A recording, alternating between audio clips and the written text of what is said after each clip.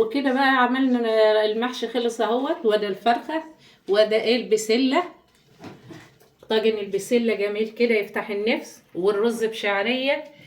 واشوفكم ان شاء الله في فيديو تاني على خير، والسلام عليكم ورحمه الله وبركاته.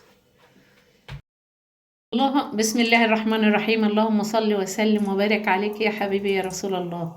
مع ان الجو برد فقلنا نعمل النهارده بقى ايه اكله كده. طبعا اغلبيه الناس بتعملها في الشتاء، اللي هو ايه محشي.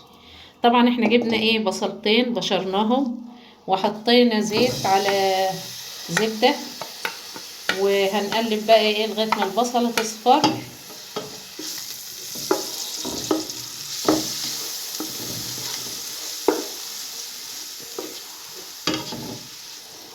هنصفر البصلة وبعدين خليكم معايا هنعمل ايه في الخطوة الجاية. كده بعد ما البصلة اصفرت ما حمرناهاش قوي، هننزل بكيس الطماطم. انا كنت حطاها في الفريزر في ايه، فهنحطها كده عليها ونحط ايه ونسيبها بقى تتسبك، وبعدين هنشوف هنعمل ايه.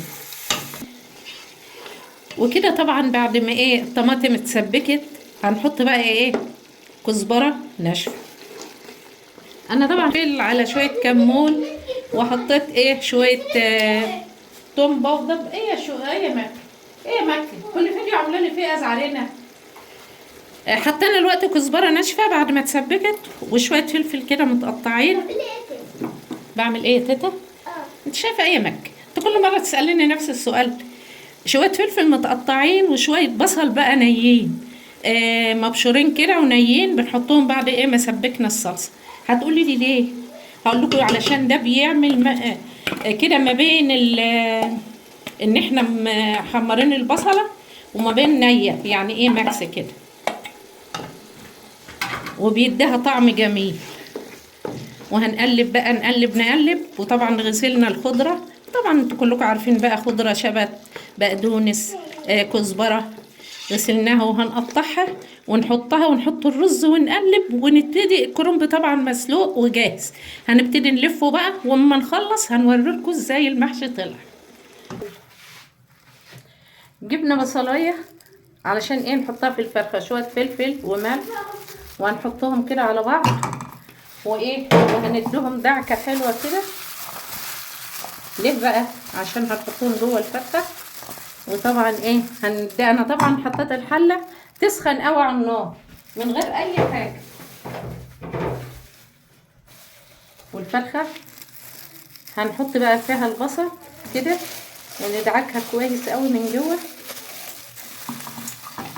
الحله تسخن قوي على النار، وجبنا الفرخه طبعا ايه من غير ما نحط لا زيت ولا اي حاجه، بس هنحط سمنه بعد كده بعد ما الفرخه تاخد ايه تشويحه كده. وحطينا ايه بصلايه، حطينا عليها فلفل وملح ودعكناها من جوه، وهنحطها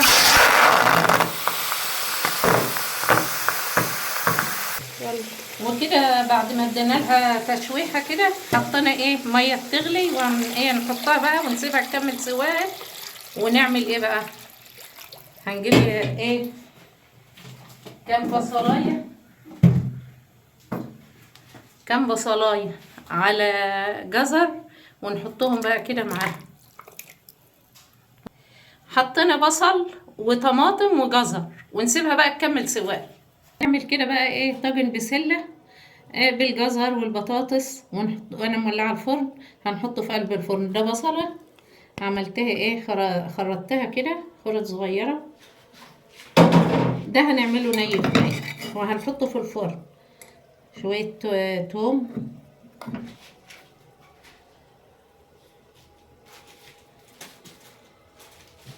وهنا شويه بصل بودر كمان علشان برضو ايه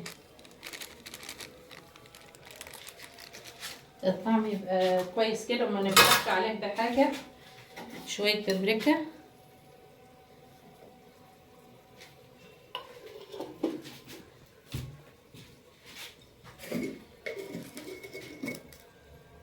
ملح.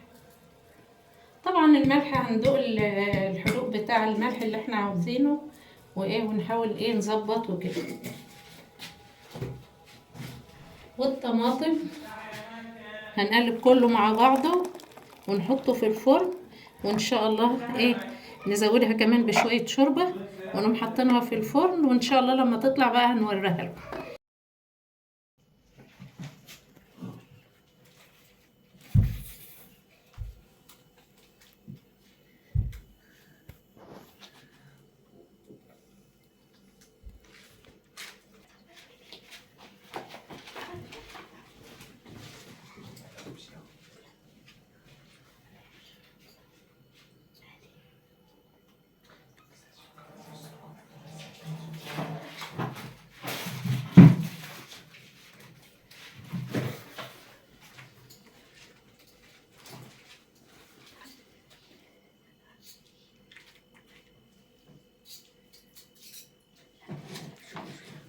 وكده بقى عملنا المحشي، خلص اهوت، وده الفرخة وده